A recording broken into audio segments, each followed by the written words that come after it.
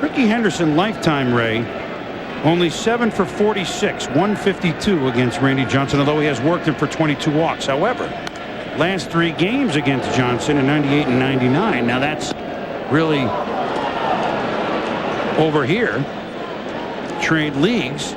Been on base 7 times in 13 plate appearances, 2 hits and 5 walks. So maybe after all these years, he's getting the hang of it. How about that game? Let's see that one again. 5 stolen bases. That was Oakland against Seattle. That's a long time ago, though. That was Rickey at his finest, wasn't it? Yeah. Not his base stealing finest. That was the early 80s, but that was ALCS MVP Rickey that year.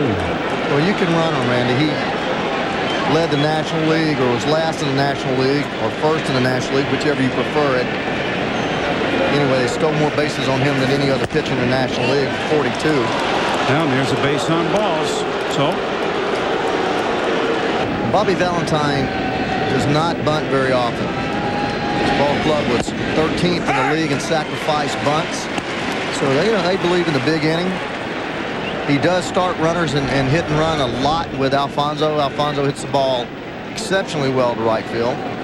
Only thing with him, he's pretty much a fly ball hitter. Doesn't hit a lot of ground balls. His natural stroke is line drive fly ball.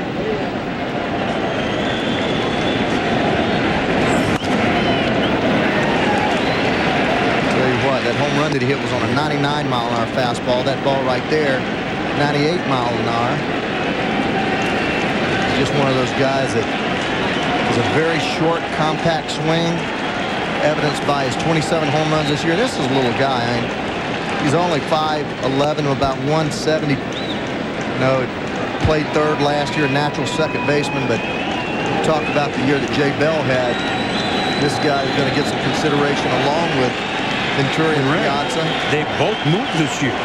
Alfonso from third to second, Bell from short to second. Right. So these guys had stupendous years in their first year at second base. There goes Rickey. Pitches fouled off. We'll do it again. And Buck Showalter at length with us today in our meeting with him talked about how important the move of Jay Bell accepting that move to second base and Tony Womack accepting the move to the outfield was in making this club as successful as it has been. And that just points to the unselfishness, and that's the word that was used 4 or 5 times today by members of this ball club. Buck Showalter, Jay Bell, Williams. How this ball club is truly professional and unselfish. 0-2 pitch on the way. Foul back. We'll do it again. Mets only had 1 hitter in their lineup to strike out over 100 times this season. That's truly phenomenal. That was Robin Ventura, who was punched out in the first inning. But he had 109 strikeouts. But John Olerud, hitting third, only punched out 66 times with almost 650 plate appearances, 125 walks. Alfonso punched out 85 times. So these guys make contact. Piazza doesn't strike out very much. This ball club reminds me a lot of the Yankees of last year, with so many professional hitters leading all of Major League Baseball in on-base percentage. Taking you deep in the count, very tough to strike out, even 0-2. I mean, here we are, 0-2 pitch, and Alfonso's seen 5 pitches this at bat. Almost, and Randy Johnson does not have a very good move. You just have right here Rickey stepping off in between steps there, his feet off the ground, and that's one thing that left-handers can do. If you watch a base runner, you left-handers at home, watch when he starts moving his feet and then make you move over there, because both of his feet are in the air. He has no way to get back. Look at Rickey. He's almost like, come on, throw it over here again. Oh, he'll play with you now. I mean, you're talking about a true professional base runner, hitter. I mean, he does everything. You and I were talking before the game with all the stats and the places that he is getting in the all-time list. Oh, he's unbelievable. I mean, for stolen bases, he's in a league of his own. He's gone off and left everybody in there. I mean, stolen bases, just to put it in perspective, Rickey this year, well, he ends up for his career. Rickey this year, he had 37 stolen bases to bring him to 1,334. The Lou Brock is next with 938. Leadoff home runs. We showed you he's third in walks, behind only Babe Ruth and Ted Williams. He's fifth in runs behind Cobb, Aaron, Ruth, and Rose. I mean, he has 2,800 hits. He couldn't hit 300 homers for his career, right? He's at 278. Leadoff hitter hitting 300 home runs, scoring all those runs. I mean, this is a consummate leadoff hitter. You can talk about. I mean, I never saw Ty Cobb, obviously, but you sure? Yeah, well, I may have played. Kind of a Georgia guy. I thought you would have seen him. Yeah, well, saw him in the movies. Yeah. But and here's the news for everybody else. Rickey said this year he wants to play about 5 more years. Now, he'll be 41 on Christmas Day. Look at that body. He has a 41-year-old body. Quite on the back going by Alfonso against Johnson.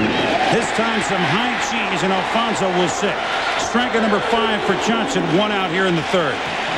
What he's doing, he's just giving Rickey a better idea. I mean, Rickey has seen him throughout his career. 13 steals. Most of anybody in the league are actually in the career off of Randy. The more he throws over there, the better chance he has to read him. There you see, as I talked about before, 42 steals, 71%. But the most attempts in the league at 59 and the most stolen bases. So that tells you a couple of things. One, he doesn't have a good move. Two, when you get on, you try to create runs with him because he doesn't give up too many. Here he goes. No contest. No contest. I knew it wasn't going to be a contest. Once he read Randy and he was reading him well. And I mean, he played against him last 10 years. Watch how he gets a great jump there. And that's one thing about Rickey. He usually has that foot or that leg moving almost in a walking type lead. Gets a great jump and no chance for Kelly Stinnett. The only guy with a release fast enough would be either Marino or Namath. And I still don't think they would have got it. I'd like to see Pudge. Not Pudge. But Moreno. Yeah. So the Mets with a runner in scoring position with 1 out, and Olerud the count in his favor. In there for a strike, 2-1. But here again, the pitches that he has thrown this inning. Randy Johnson is not a normal guy. He generally throws 130, 35 pitches an outing. He's not on a pitch count. But this Met team works you until they get a good ball to hit. In there for a strike, so Johnson comes back to 2-2.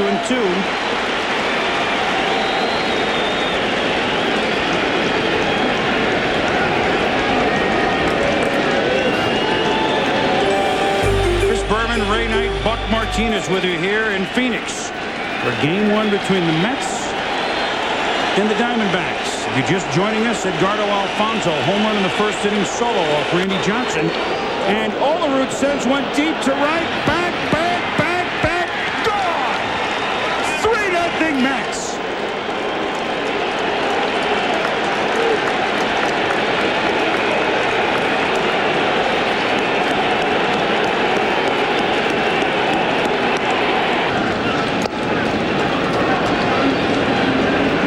So long ball for the Mets. I think we told you Buck Martinez was with them before the game. We saw them, Ray. They came in loose and hacking. And look at this shot by Piazza. They're still hacking. Finley to the wall, makes the grab about 400 feet away.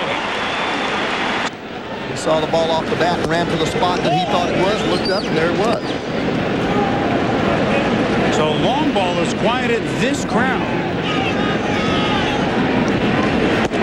This is a great hit ball club. Second in the league in average. And as far as I'm concerned, first because the Colorado Rockies led the league in average as they always do. That inflated, rarefied air out there in Colorado. Cumulative thus far tonight. New York 11, opponents nothing. But they were first in on-base percentage, second base on balls, second in average, fourth in runs scored. This is a very solid offensive ball club, and Bobby Valentine choosing to take Darrell Hamilton out of the lineup and Roger Cedeno, actually Cedeno switch hitter, but two left-handed bats. Did not take Olerud out. And we talked about earlier, only 5 at bats. Cito Gaston, when he was managing Toronto and managing John Olerud, out of respect for Olerud and the problems he'd had with the aneurysm when he was a younger man, would not match him up against Randy Johnson. An opening day in 1993, Cito set him out against Randy Johnson in Seattle just so he wouldn't have to face him. What I've seen so far, that probably was a mistake. Yeah. Well, Cito and Olerud recovered that year. They won the World Series. Yes, they did. So, wasn't that big of a mistake. No. Didn't hurt them all year. We can make that decision. The Mets, you know, Yes. the Mets have just come in happy. We could just feel it. Well, that's what even Bobby was saying. Like the way my club looks tonight, we can feel it. Well, there's another strikeout. So Johnson has struck out 6, but he has given up 2 home runs, including this 2-run shot from John Olerud. And as we head to the bottom of the 3rd here in Arizona, 3-0 Mets.